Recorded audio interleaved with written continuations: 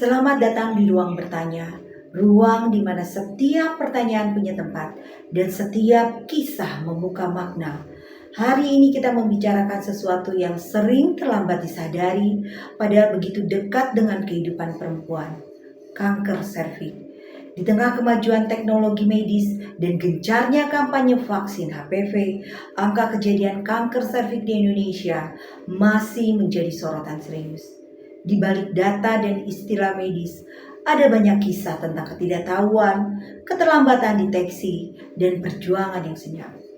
Bersama saya hari ini, Dr. Angela Giselvania, spesialis onkologi radiasi konsultan, Kepala Instalasi Pelayanan Terpadu Onkologi Radiasi RSCM. Kita akan membahas lebih dari sekedar data, bagaimana kanker serviks bisa dicegah, dikenali sejak dini, dan bagaimana setiap perempuan berhak untuk tidak takut memeriksakan diri. Karena melawan kanker bukan hanya urusan rumah sakit, tapi juga soal kesadaran, dukungan, dan keberanian untuk bertanya. Terima kasih Dokter Gisela untuk waktunya, dokter. Di tengah kesibukan dokter masih mau mengedukasi. Terima kasih. Dok, sebenarnya kanker serviks secara sederhana itu apa sih, Dok? Ya, jadi kanker serviks itu bahasa awamnya itu leher rahim ya.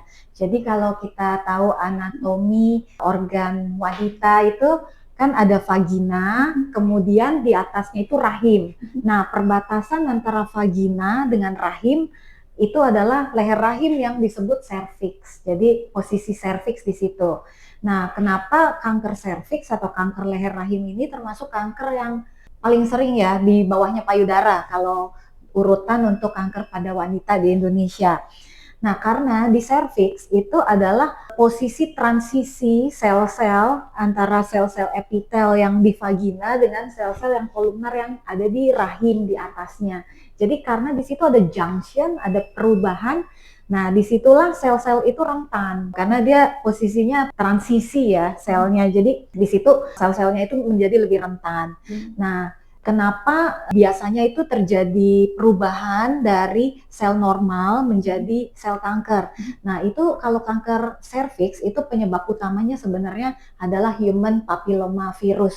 Jadi penyebabnya adalah infeksi virus gitu. Nah, infeksi virus itu kalau terjadi permanen lama, nah dia itu akan mempengaruhi sel-sel yang ada di area junctionalnya itu sehingga dia berubah sifat yang tadinya normal itu bisa menjadi sel kanker atau sel ganas. Dok, kalau untuk serviks sendiri itu gejala yang paling umum yang harus diwaspadai apa, Dokter Gisela? Biasanya itu paling awal itu adalah perdarahan pada saat berhubungan, pada saat senggama. Jadi muncul flek-flek darah gitu. Nah, itu bila diabaikan itu nanti makin lama dia akan perdarahannya jadi lebih banyak gitu. Jadi biasanya sering digambarkan sebagai perdarahan di luar dari siklus haid. Atau misalnya udah menopause, tiba-tiba perdarahan yang lama sudah berhenti haid, kok bisa tiba-tiba berdarah. Nah, itu harus hati-hati. Selain juga ada gejala-gejala lainnya, misalnya nyeri di area perut bagian bawah, kadang juga nyeri di area pinggang, kemudian keputihan juga. Keputihan yang banyak berbau biasanya seperti itu. Mungkin kira-kira seperti itu sih gejala-gejalanya. Oke, ada nggak, Dok, serviks yang tidak ada gejalanya tiba-tiba kena kanker serviks gitu? Ya, jadi ini bukan cuma kanker serviks ya, segala macam kanker biasanya kalau sangat early banget gitu, biasanya memang kurang bergejala ya. Jadi tiba-tiba saja nanti ketahuan loh kok misalnya pada saat kita screening gitu ya, pada saat pap smear atau pada saat apa tiba-tiba loh kok di sini udah ada kankernya padahal sebelumnya tidak bergejala itu bisa sih. Seberapa penting, Dokter Gisel, tes pap smear dan HPV bagi perempuan yang merasa sehat? Penting sekali ya. Kenapa penting? Jadi mungkin yang perlu diketahui bersama di sini, kanker serviks itu adalah kanker yang kalau menurut saya paling dapat dicegah. Jadi sebenarnya wanita itu tidak perlu terkena kanker serviks kalau tahu bagaimana cara mencegahnya. selain pastinya vaksinasi, kalau misalnya ini kan tadi udah ketahuan, misalnya udah ada gitu ya. Nah itu sebenarnya dari dia terinfeksi HPV sampai dia menjadi kanker, itu tuh bisa membutuhkan waktu 3 sampai 16 tahun. Bahkan kalau kita ngelihat di WHO, dia malah bilang itu kalau imun kita bagus itu butuh bahkan 15 sampai 20 tahun. Jadi itu adalah waktu yang sangat panjang diberi kesempatan pada seorang wanita untuk mencegah supaya itu jangan sampai terjadi kanker. Nah, caranya gimana ya? Salah satunya kalau sudah terkena HPV misalnya gitu ya, yaitu dengan pap smear gitu kan. Pap smear, kalau pap smear kan sekarang udah canggih ya, ada yang pakai bisa pap smear dengan HPV DNA gitu kan, dicek juga. Jadi sebenarnya kalau misalnya kita ketahuan misalnya pap smear-nya masih, maksudnya selnya masih negatif, masih bagus tuh, tapi HPV DNA-nya positif. Kita nggak bisa apa-apa sih ya. Jadi HPV DNA itu, HPV virus itu belum ada obatnya. Tapi nggak perlu panik juga. Jadi biasanya dokter akan menyuruh kita untuk balik setahun lagi, untuk kemudian dicek lagi apakah itu udah hilang gitu. Karena sebenarnya kalau sistem imun kita bagus, kita itu tubuh itu bisa mengeradikasi sendiri infeksi dari HPV itu. Jadi HPV itu baru akan kemudian bermanifestasi menjadi kanker kalau dia infeksinya itu permanen. Jadi menetap yang lama dengan dia yang lain-lain lah, daya tahan tubuh jelek, terus habis itu misalnya faktor risiko lainnya tuh merokok, itu juga dibilang itu ikut memperburuk ya. Jadi misalnya kayak merokok dan ya lain-lain itu, nah itu baru akhirnya bisa jadi kanker. Jadi sebenarnya banyak hal yang bisa dilakukan sebelum terjadi. Kalaupun misalnya pap smear-nya positif, di situ ada sel-sel kanker nih yang masih awal. Jadi tuh kita nyebutnya lesi prakanker. Stadiumnya 0, belum jadi stadium 1, belum jadi kanker.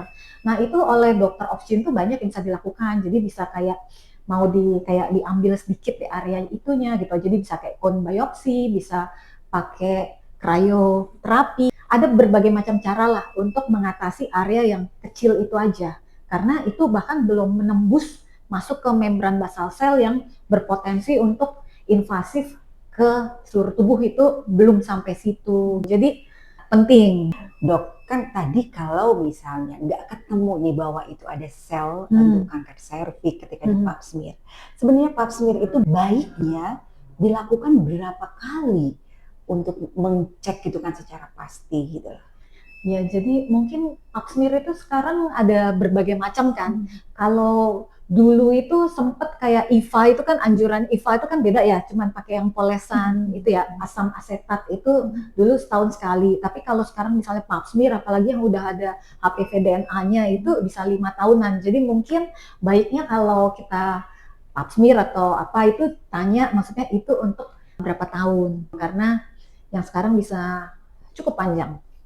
Kalau vaksin sendiri sebenarnya paling awal dilakukan pada usia berapa, Dok? Rekomendasinya itu usia 9 sampai 14 tahun. Jadi yang pasti tapi sebelum berhubungan. Karena resiko salah satunya virus HPV itu kan kita bisa dapat pada saat berhubungan gitu. Jadi kalau sebelum tuh dianggap kita masih belum terpapar, nah itu adalah saat yang paling baik untuk mengenalkan virus itu, kemudian memicu antibodi imunitas kita itu untuk tumbuh, untuk bisa memerangi si virus itu kalau nanti dia datang. Nah, vaksin itu kalau yang program pemerintah saat ini itu anak umur 11 dan 12 tahun ya. Jadi kelas 5 dan kelas 6 SD. Kelas 5 dapat 1 kali suntikan, kelas 6 dapat lagi 1 kali gitu. Jadi 2 kali aja cukup. Dokter Gisel, tadi kan dokter bilang bahwa vaksin itu sangat penting, vaksin HPV itu. Bagaimana mendapatkan vaksin itu, Dok? Ya, jadi suntik vaksin HPV itu bisa ke dokter. Jadi kalau misalnya masih anak tuh dokter anak bisa. Biasanya tadi usia kelas 5, kelas 6 SD lah, 11 sampai 12 tahun. Dan ada juga kan yang udah pakai program di puskesmas, itu juga bisa, itu free. Kemudian kalau udah dewasa, belum berhubungan, ya masih bisa juga untuk suntik HPV itu bisa ke dokter itu, dokter ginekologi, itu bisa Opshin, atau juga bisa ke dokter bagian imunologi, penyakit dalam yang bagian imunologi itu bagian vaksin itu juga bisa. Atau ya biasanya sih di bagian rumah sakit itu selalu ada tuh yang bagian MCU, kadang menyediakan vaksin itu juga bisa. Jadi pokoknya tanyakan saja, biasanya di rumah sakit besar pasti sudah tersedia. Jadi nggak perlu khawatir. Dok, sampai usia berapa vaksin itu efektif untuk yang belum melakukan hubungan seksual? Jadi sebenarnya sih efektif aja selama belum berhubungan seksual. Tapi memang kenapa usia yang lebih kecil itu lebih baik, karena kan seperti ya kita vaksin itu ya, kalau anak kecil kan sebenarnya imunitasnya tuh bangkitannya itu lebih baik ya dibanding kalau usianya udah lebih tua itu kalau divaksin kan imunnya itu mungkin sudah tidak terlalu baik dibanding kalau dia masih muda gitu, masih kecil. Jadi itu aja sih bedanya. Nah kalau sudah berhubungan, pencegahannya jadinya bukan vaksin lagi, tapi itu tadi pap smear, HPV DNA dicek. Dok, apakah vaksin itu bisa menggunakan BPJS? Mungkin bukan BPJS, tapi tadi program-program di puskesmas dia tuh kalau nggak salah bukan bias ya, tapi ada tuh yang jadi termasuk anak saya di kelas 5, kelas 6 SD di Jakarta itu juga dapat free. Jadi vaksin HPV itu efektif ketika belum ada hubungan seksual. Ya, jadi yang namanya vaksin itu kan mencegah ya, pencegahan primer. Jadi kita kan pinginnya sebelum itu kena, kita udah punya proteksi sehingga pada saat kena nggak mempan. Kayak vaksin COVID kan kalau bisa sebelum kena COVID supaya jangan kena COVID. Kalau udah kena penyakitnya udah dapat imunitas alami akhirnya kan. Dok, sebenarnya gaya hidup juga mempengaruhi nggak sih dok untuk terkena kanker serviks? Iya, salah satunya itu tadi merokok itu termasuk salah satu risk factor yang harus dihindarin. Kemudian lain-lain ya semua cancer itu kan sebenarnya sel yang tadinya normal bisa bermutasi itu karena ya maksudnya penyebabnya banyak ya. Jadi kayak selain merokok gitu kan juga yang gaya makanan-makanan yang kurang sehat, misalnya pengawet, perasa, pewarna segala macam itu kan juga pada akhirnya ditemukan misalnya ada toksik ya untuk sel yang sehat gitu. Jadi pokoknya pola hidup sehat itu harus tetap selalu. Dokter Gisel, apakah benar bahwa kanker serviks ini memang dialami oleh perempuan yang telah melakukan hubungan seksual atau telah menikah? Iya, normally begitu ya. Karena kan kalau melihat patogenesisnya, jadi itu kan bagaimana virus yang berada di luar bisa masuk ke dalam gitu kan. Biasanya itu melalui hubungan seksual. Meskipun memang ada beberapa kasus kadang melaporkan bahkan yang belum pernah berhubungan pun kejadian kanker leher rahim. Sempat ada juga sih. Jadi artinya tidak selalu faktornya adalah hubungan seksual. Iya, jadi kayak dibilang HPV itu aja kan kontribusinya terhadap kanker serviks itu kira-kira 95% ya. Jadi mungkin ada sedikit persentase akibat lainnya. Dok, apa yang harus dilakukan ketika pertama kali didiagnosis Anda kena kanker serviks? Ya, jadi yang pertama jangan takut. Karena kalau takut terus kita habis itu nggak ngapa-ngapain, malah berobat ke orang pintar gitu ya, muter-muter gitu. Nanti itu malah takutnya penyakitnya itu malah berkembang. Nanti malah penyebarannya jadi makin luas, bahkan bisa menyebar ke organ lain gitu. Itu hal yang mungkin kalau kita menunda-nunda gitu. Jadi langsung aja berobat ke dokter. Jadi kalau dia stadiumnya itu sebenarnya masih early, masih rendah, dia potensi untuk dieradikasi itu besar. Dibanding kalau kita takut terus kita buang-buang waktu, dia mulai menyebar kemana-mana, itu untuk potensi dieradikasinya akan lebih sulit. Jadi misalnya, kalau misalnya stadiumnya itu masih kecil banget tuh, 1, itu sebenarnya dengan dioperasi aja diangkat, itu udah cukup. Tapi kalau misalnya dia stadiumnya sudah mulai menyebar ke misalnya ke dinding panggul atau ke vagina juga udah sampai bawah, biasanya itu sudah tidak memungkinkan untuk diangkat utuh ya tumornya, sehingga dipilih terapi pilihannya itu biasanya di tempat saya tuh radioterapi plus kemo. Jadi kemoradiasi namanya. Nah, tapi itu juga biasanya kalau berobatnya tuh rajin ya, itu bisa sampai kita menghilangkan itu gitu, mengontrol sampai itu bersih yang namanya complete response. Jadi seluruh tumornya sudah dinyatakan habis, hilang. Nah, itu juga masih memungkinkan. Jadi jangan takut, segera berobat. Dok, bagaimana menentukan stadium kanker serviks, dok? Ya, jadi stadium kanker itu biasanya ditentukan oleh 3 faktor. Pertama itu tumornya sendiri. Jadi tumornya itu posisinya udah di mana, maksudnya kan awalnya pasti di serviksnya kan, di leher rahim. Nah, kemudian apakah dia itu udah ada penyebaran kemana? Ke vagina kah? Ke jaringan ikat penggantung kanan kirinya tuh yang namanya parametrium atau kemana gitu. Jadi itu menentukan T, stadium T-nya, tumornya. Nah, kemudian habis itu TNM. Jadi M itu nodes, kelenjar getah bening. Itu juga kita lihat apakah kelenjar getah beningnya positif atau tidak. Karena begitu positif itu stadiumnya naik ke 3. Jadi tadi kan kalau terbatas di serviks itu 1 ya. Kalau dia udah ada penyebaran ke kanan kiri gitu, ke arah jaringan ikat penunjang di sampingnya itu 2, atau ke bawah ke vagina itu juga masih 2. Kalau ke bawah 2A, ke samping 2B. Kemudian kalau tadi 3 itu ada kelenjar itu 3. Kemudian itu kalau dia menyebabkan juga sampai ke kanan kiri tapi sampai ke tulang panggul gitu. Itu juga masuknya 3. Nah, stadium 4 itu ada yang 4A itu kalau dia kena ke buli-buli ke depannya atau sedikit nempel ke rektum tuh, ke apa tuh bagian usus besar yang di belakang, yang bawahnya usus besar rektum gitu. Itu 4A. Dan kalau misalnya yang terakhir kan TN, M itu kalau misalnya ada penyebaran ke metastasis ya, penyebaran ke organ-organ lain yang jauh, itu udah stadiumnya 4B. Dokter Gisel, apakah treatment radioterapi untuk berbagai stadium itu berbeda atau sama untuk serviks, dok? Beda tadi yang saya bilang, kalau stadiumnya di awal dia dioperasi aja diangkat semua udah bisa. Tapi kalau dia stadium 2 ke atas itu 2B itu udah radiasi. Kalau misalnya dia stadiumnya stadium 4 yang udah nyebar kemana-mana misalnya, nah itu bahkan kemoterapi yang masuk duluan. Karena kalau radiasi kan sifatnya lokal ya, sedangkan kalau kemo itu kan dimasukin lewat infus, dia akan menyebar ke seluruh tubuh, jadi bisa mengejar sel-sel yang jahat itu kemanapun dia ada. Dok, sering ada pertanyaan, kenapa gitu kan usianya sudah sebenarnya tidak membutuhkan rahim lagi nih dokter Gisel gitu kan.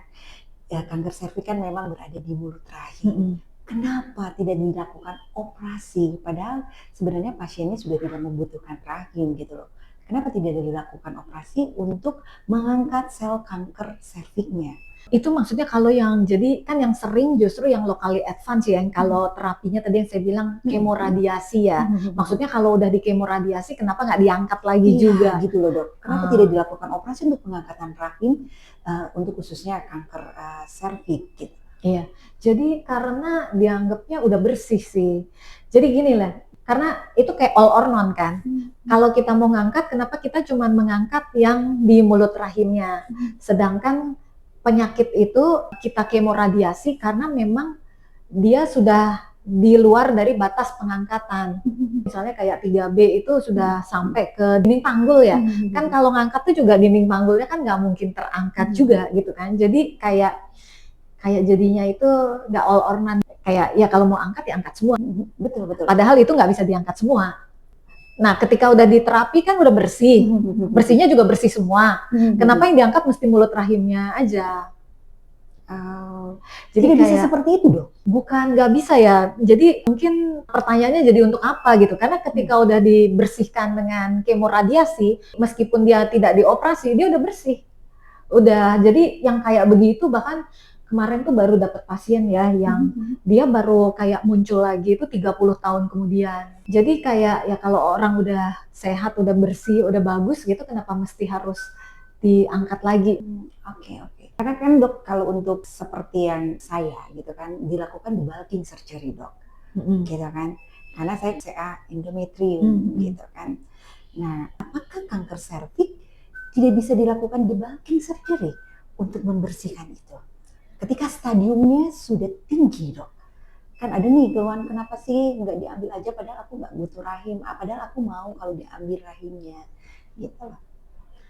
Iya, ya dengan alasan yang sama sih ya tadi ya. Sekarang gini, kalau kanker rahim, jadi kan kalau kita ngelihat organnya kan vagina, kemudian serviks, baru ini rahim ya. Eh, Kalau kanker rahim kan ini posisinya di sini. Jadi begitu udah dipotong di sini, sebenarnya kan ya sudah diangkat gitu kan. Kalau serviks itu sebenarnya dia ke arah kanan kirinya ke bawahnya itu lebih banyak ya, dibanding kalau rahim itu kan kayak ya udah ini angkat aja selesai gitu. Kalau serviks itu sekarang gini, kalau misalnya dulu dia pernah ada komponen yang sampai ke ujung vagina. Tapi ketika sudah diterapi, hilang semua, bersih, nggak ada masalah. Kenapa masih harus diangkat? Karena kalau ngangkat tuh nggak adil kalau diangkat ujung serviksnya aja kan. Kan dia pernah penyebaran sampai ke ujung vagina. Berarti apakah harus diangkat semua vaginanya? Padahal sekarang kondisinya udah bagus. Maaf dokter Gisel, artinya serviks itu kan dibilang kan di mulut rahim dok. Iya. Apakah memang rahim, maksud saya itu apakah rahim begini ini di ujungnya atau Di seperti ujungnya. apa dok? Misalnya nih rahim kan bulat gini ya, misalnya. Ini kan di sininya, vagina kan di bawah sini. Nah, karena dia posisi di sini, dia kan bisa kemana-mana. Kalau rahim, bayangin kalau misalnya ini cuma di sini, begitu dia dipotong kan beres. Kalau ini di sini dia tuh suka ada penyebaran ke kanan kiri ke bawah karena dia gitu. posisinya di junction. Iya. Nyambung kemana-mana gitu. Iya, fungsinya, betul. dok. Makanya kenapa tidak dilakukan operasi karena nyambung kemana-mana. Iya. Kalau rahim kan bentuknya kantong. Jadi kalau dipotong di vagina bagian atasnya gitu kan udah beres. Iya. Kalau ini dia di junction yang dia ada ada hubungan fungsi ke ke kanan vagina. kiri, ke bawah. Oh. Gitu. Jadi kayak lebih susah untuk terangkat bersih semuanya. Jadi sedangkan serviks itu sangat sensitif dengan radiasi. Jadi kayak biarin radiasi untuk yang menyelesaikan semuanya. Dan kadang kalau complete respon dengan radiasi pun itu kan bisa bertahan lama. Jadi kenapa harus diangkat? Karena kalau diangkat di situnya aja ya nggak adil juga kan. Dia sebelumnya udah pernah kemana-mana, nanti diangkat itunya doang udah susah-susah dioperasi muncul di sebelahnya. Dok, sebenarnya kalau perempuan yang terkena kanker serviks dan dia masih produktif, apakah bisa mempunyai anak dok? Susah ya, apalagi kalau maksudnya kanker serviks yang banyak itu kan yang ya tadi yang locally advance ya. Jadi kadang pada pasien-pasien yang usianya masih muda itu dilakukan pada saat operasi misalnya diangkat gitu. Itu transposisi ovarium. Jadi ovariumnya tuh dinaikkan. Tapi itu juga sebenarnya untuk mengamankan hormonalnya gitu. Tapi bukan untuk supaya dia bisa punya anak lagi karena kan posisi serviks itu ya maksudnya di jalan lahir itu sulit. Kalau di operasi itu diangkat, kemudian kalau radiasi di area situ juga diradiasi, itu ovarium itu kan juga posisinya ya sebenarnya makanya itu diangkat, tapi itu lebih ke untuk mengamankan hormonalnya, bukan masalah untuk bisa punya anak lagi. Artinya sudah tidak bisa. Ya, biasa sih gitu, tapi kan juga biasanya yang kena kanker serviks biasanya udah usianya lumayan, jadi rata-rata sih udah punya anak, jadi udah saya nggak apa-apa dok. Sebenarnya waktu treatment radiasi untuk kanker serviks itu berapa lama sih dokter Gisel? Jadi radiasinya itu biasanya kalau yang lengkap ya, jadi maksudnya lengkap itu dia nggak dioperasi, dia datang dengan kondisi CA yang kita harus eradikasi seluruhnya tumornya. Itu biasanya kita kemoradiasi, radiasinya tuh setiap hari, daily. Jadi 25 kali umumnya. Jadi kayak Senin, Selasa, Rabu, Kamis, Jumat, Sabtu, Minggu off, nanti mulai lagi Senin sampai Jumat. Sebanyak yaitu tadi total 25 kali, jadi kira-kira 5 minggu. Nah, kemonya seminggu sekali. Jadi misalnya kalau Senin ya berarti tiap Senin kemo. Meskipun kadang kemo nggak Senin selalu gitu, misalnya Selasa gitu juga masih bisa. Nah, radiasi sendiri ketika kita masuk ke dalam bunker treatment room tempat radiasi itu sebenarnya beam on-nya sendiri nggak lama, mungkin 5 menit saja. Tapi kan harus ganti baju, terus diposisiin, terus habis itu kita harus mastiin bahwa area yang mau ditembak itu adalah yang sesuai dengan yang kita planning, yang kita harapkan gitu. Nah itu jadi in total mungkin bisa 10 sampai 15 menit sih. Kalau untuk treatment radioterapi di perempuan yang terutama di bagian perut gitu kan, dilakukan juga sinar dalam. Sebenarnya fungsi dari sinar dalam itu apa sih? Ya, Dokter betul. Gisel? Tadi jadi harusnya habis dari sinar luar, biasanya kita lanjutin sinar dalam. Nah, kenapa harus ada luar, kenapa harus ada dalam? Nggak luar aja atau dalam aja. Jadi, luar itu tujuannya untuk menjangkau area yang luas. Karena kan kita pernah dengar ya kalau kanker itu kan orang sering bilang kayak berakar atau ada serpihan-serpihannya. Nah, itu kita membersihkan area yang luas itu, membersihkan serpihan-serpihan itu. Kalau ketinggalan itu mikrometastasis, takutnya nanti itu akan menjadikan kekambuhan di kemudian hari. Makanya sinar luar itu ngambilnya itu bukan cuman area leher rahim dan sebagian vagina, tapi juga kelenjar getah bening di sekitarannya. Meskipun kalau sekarang teknik kan udah tinggi ya, jadi kita punya teknik-teknik yang cukup canggih yang meminimalisir dosis yang kena ke usus, kena ke kandung kemih, kena rektum itu sudah dikurangin. Jadi supaya fokus lebih ke arah tumor dan kelenjar yang kita memang targetkan. Nah, dosis itu nggak bisa terlalu tinggi bagaimanapun karena di sekitaran itu tadi ada usus-usus segala macam.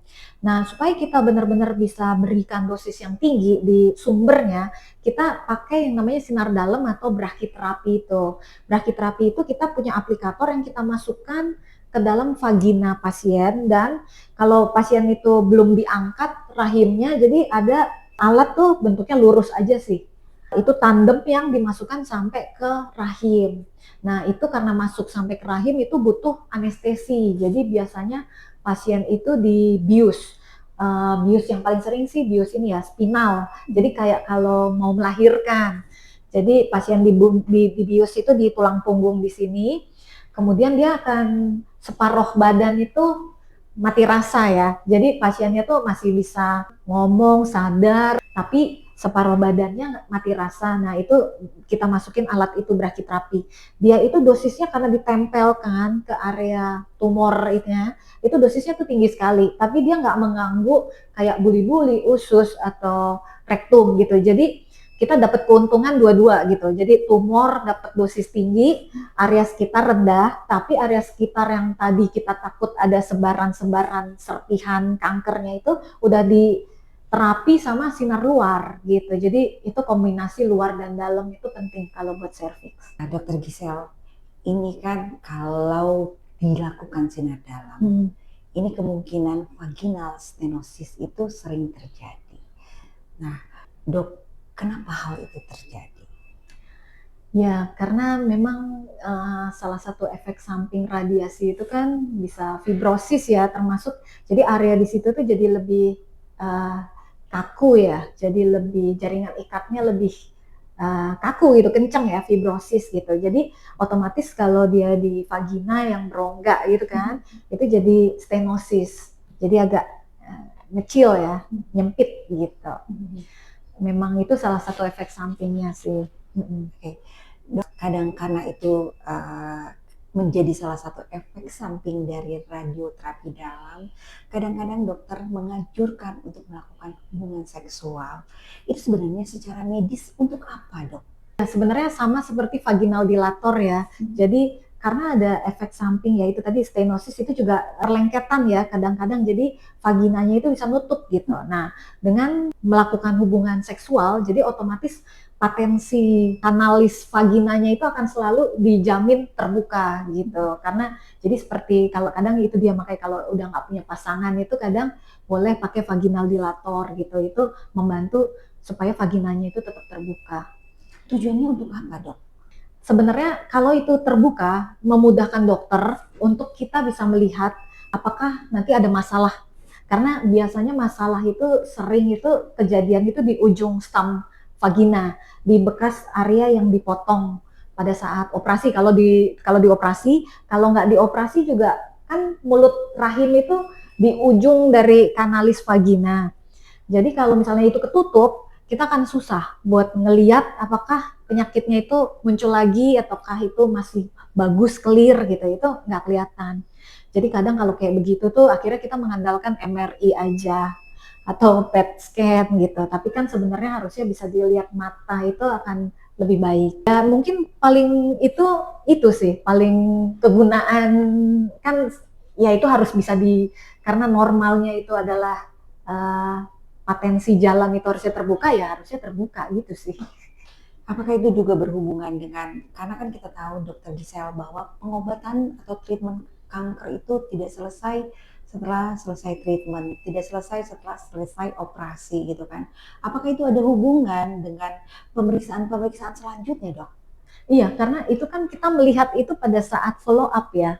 Jadi untuk melihat masih bagus atau ada muncul kembali itu kan paling gampang tuh kalau periksa dalam ya. Nah, periksa dalam itu kalau tadi itu nempel, nggak bisa dibuka, itu kan susah, kita nggak bisa ngelihat. Jadi makanya follow up itu kan penting.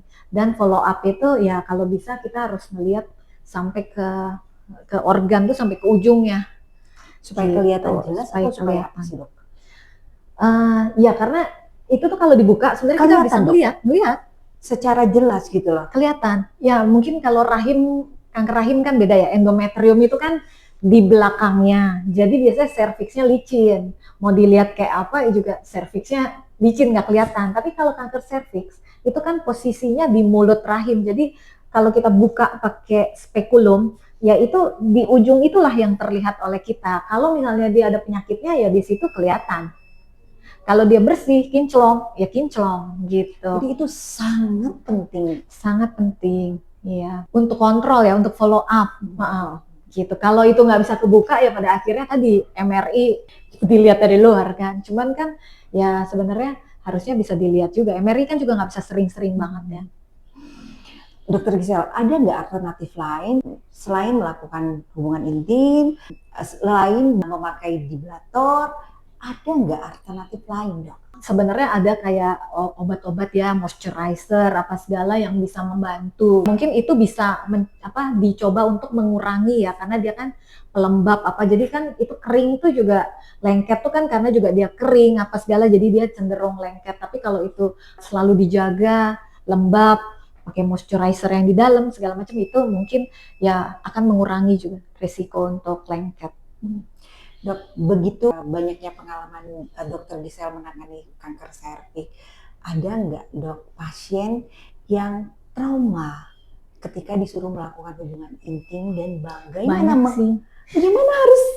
mengatasinya, Dok? Banyak terus terang karena penyebabnya kalau ditanya kenapa macam-macam sih ya. Ada yang takut karena merasa ini HPV-nya dapatnya ditularkan dari pasangan. Ada yang merasa takut nyeri karena kan ya mungkin setelah menjalani pengobatan sekian lama dia merasa itu organ yang sensitif ya. Bahkan kalau kita periksa dalam aja, kita sebagai dokter itu rata-rata tuh pasien ketakutan. Nggak ada yang ayo dok silakan diperiksa gitu, pasti harus ya dok, harus ya, apa harus, boleh nggak sih kalau nggak diperiksa gitu. Biasanya seperti itu gitu, diperiksa aja seperti itu gitu kan. Jadi kalau disuruh berhubungan jadi kayak ada traumatik, memang takut sakit. Sebenarnya majority sih itu takut sakit gitu sih. Kalau hal itu terjadi, saran Dokter Gisel apa? Jadi ya yang biasa kita rekomendasikan untuk dikerjakan misalnya pakai itu gel ya.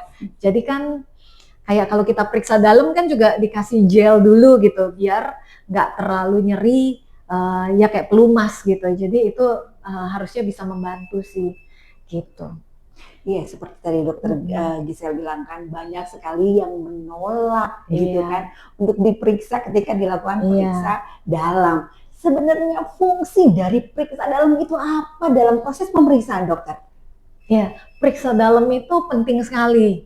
Karena kalau buat kami nih, misalnya dokter yang meradiasi pasien dengan kanker serviks, kita harus tahu sebelum diradiasi itu seperti apa.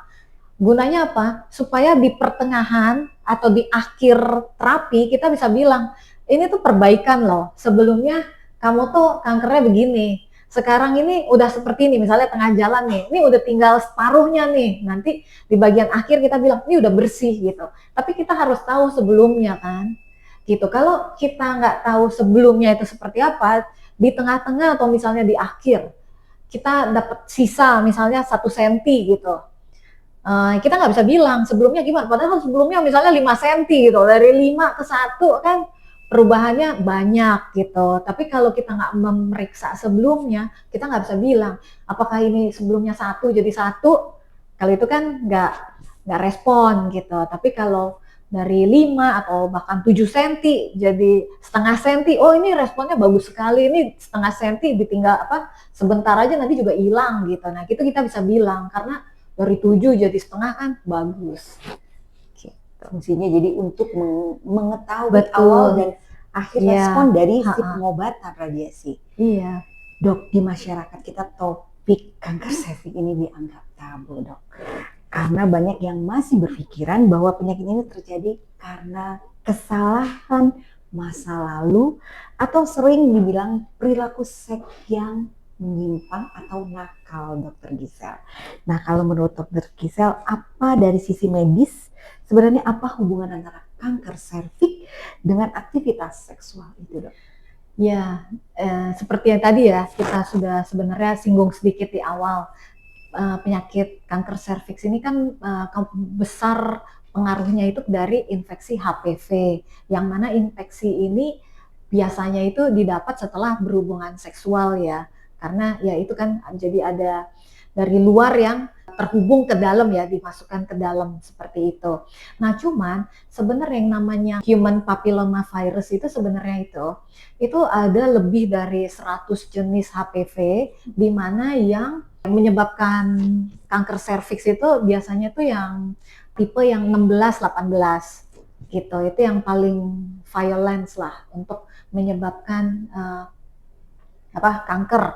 Nah, dibilang kalau kita cari tahu soal HPV, sebenarnya setiap orang itu bisa dalam satu titik dalam hidupnya itu terinfeksi oleh HPV itu sangat mungkin gitu. Tapi tubuh kita ini bisa menghilangkan sendiri, mengeradikasi virus itu sendiri.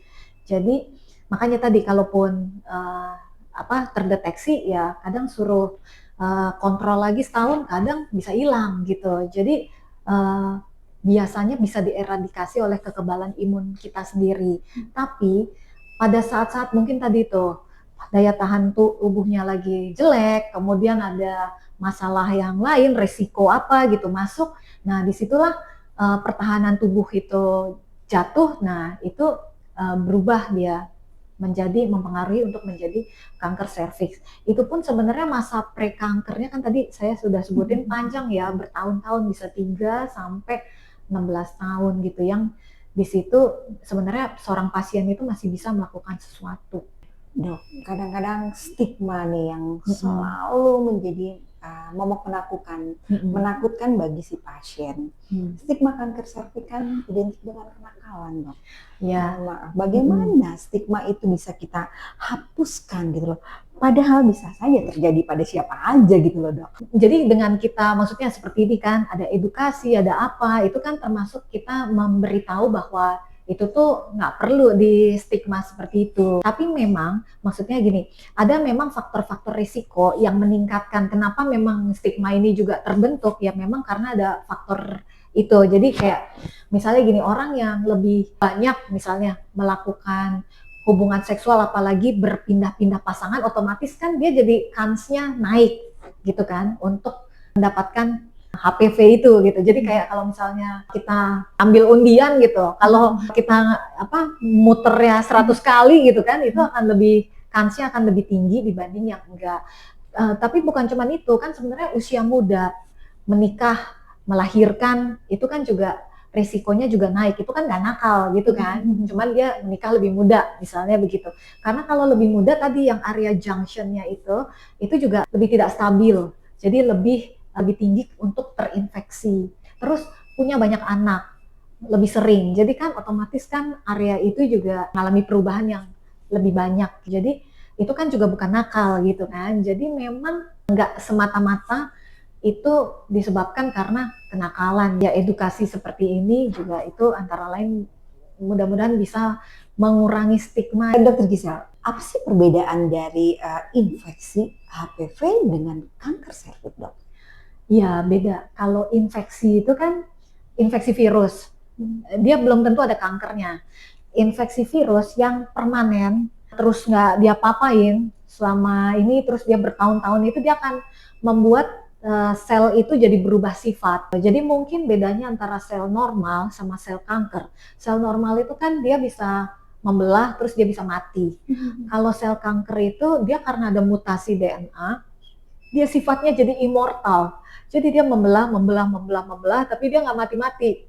Gitu. Makanya dia kan tambah lama tambah gede, gitu. Jadi dia harus maksudnya dilakukan terapi yang kanker gitu, yang membuat dia tuh mati. Kalau misalnya kayak radiasi itu caranya dengan energi tinggi foton gitu, dia akan memotong rantai DNA tadi, DNA yang sudah termutasi. Jadi kalau rantai DNA-nya putus, otomatis dia nggak bisa bereplikasi lagi dan tinggal tunggu nanti dia akan mati. Dibedakan secara kasat mata, Dokter Gisel, antara infeksi HPV dengan kanker serviks?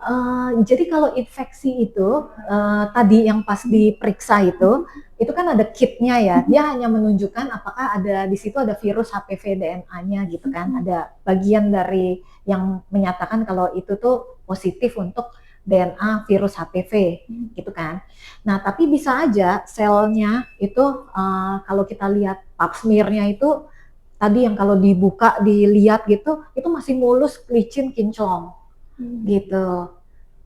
Nah, tapi kalau misalnya ini udah bentuknya ada daging yang berdungkul-dungkul gitu, nah ini udah kanker gitu. Biasanya kalau udah kanker, DNA HPV-nya positif. Tapi kalau HPV DNA-nya belum positif, atau udah positif, ininya biasanya belum tentu berubah gitu. Sama kayak antara HIV sama AIDS. Ya kan? Infeksi HIV belum tentu dia AIDS, ya kan? Tapi kalau dia udah mulai maksudnya menimbulkan simptom yang gangguan imunitas, nah itu baru dia udah positif AIDS gitu. Itu gejalanya sama juga antara infeksi HPV dengan kanker serviks? Punya gejala yang sama, Infeksi HPV tidak bergejala. Tidak bergejala. Jadi itu diketahui ketika diperiksa pemeriksaan. Iya, kalau enggak kita juga nggak tahu. Oke.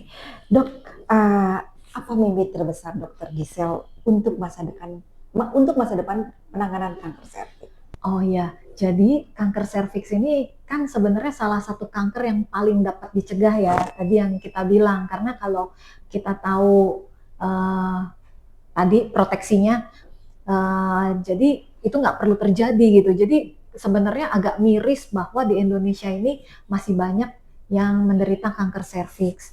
Tapi kalau melihat bahwa angkanya sekarang udah lebih turun dibandingkan tadinya dia nomor 2 ya di bawah payudara, sekarang udah nomor 3 di bawah kanker paru. Ya mudah-mudahan mungkin udah ada sedikit ini ya screening, karena mungkin screening ini udah mulai dikerjakan di Indonesia. Kalau dari WHO sendiri, WHO itu punya visi 2030 itu eradikasi bebas kanker serviks. Jadi dia itu motonya 90, 70, 90. Jadi untuk mencapai bebas kanker serviks itu 90 itu adalah 90% perempuan itu yang usianya tadi itu tervaksinasi. Jadi supaya vaksinasi itu digembar-gemborkan. Karena kalau divaksin ya otomatis dia nggak kena HPV. Kalau dia nggak kena HPV otomatis dia terlindung dari kanker serviks. Kemudian 70% kan 90, 70%-nya itu adalah wanita itu melakukan screening. Ya kan? Jadi kalaupun ke screen tadi, jadi stadiumnya masih 0. Yang ditemukan pre-kanker, harapannya belum kanker. Jadi masih bisa dicegah, nggak perlu kena kanker. Nah, sama 90% lagi yang untuk treatment. Jadi baik dia lesinya pre-kanker itu di-treat, 90% jadi kalau terdeteksi itu jangan sampai hilang gitu. At least 90%-nya itu ter-treat gitu kan. Baik yang pre-kanker maupun yang udah invasive cancer itu juga 90%-nya itu di-manage. Dokter Gisel, apa pesan dokter untuk semua perempuan yang sedang berjuang lawan kanker serviks? Gimana ya? kita itu kadang kalau ngomong gitu ya kadang dokter nggak tahu sih ya gitu.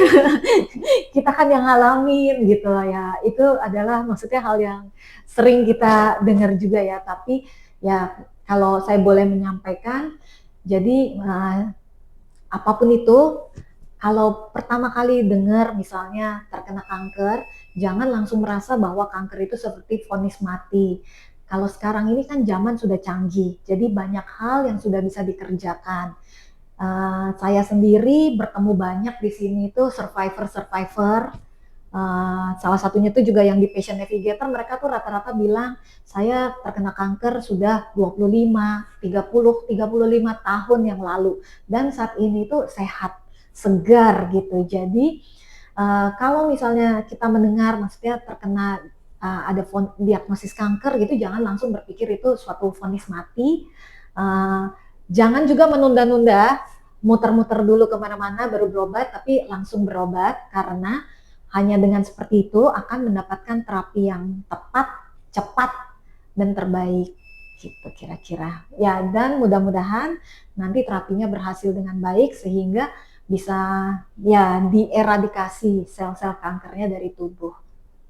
Dokter Gisel, terima kasih sekali untuk edukasi yang begitu banyak untuk informasi kami. Dok, terima kasih banyak. Sama-sama, Dokter Gisel. semoga bisa membantu.